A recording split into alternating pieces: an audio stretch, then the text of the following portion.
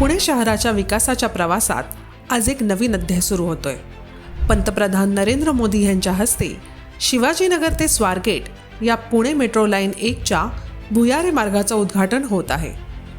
16.59 किमी लांबीच्या या मार्गाने पिंपरी चिंचवड महापालिका ते स्वारगेट पर्यंतचा प्रवास सुलभ होणार आहे आणि यामध्ये बुधवार पेठ, मंडई, शनिवारवाडा आणि स्वारगेट या ऐतिहासिक आणि महत्त्वपूर्ण ठिकाणांना जोडलं जाणार आहे। 2016 साली पंतप्रधान नरेंद्र मोदी यांच्या हस्ते भूमिपूजन झालेल्या या प्रकल्पात देवाभाऊ यांचं नेतृत्व विशेष महत्त्वाचं ठरलं। त्यांनी सातत्याने या महत्त्वाकांक्षी प्रकल्पासाठी पाठपुरावा केला, निधी उपलब्ध करून दिला आणि मेट्रोच्या स्वप्नाला मूर्त रूप दिलं।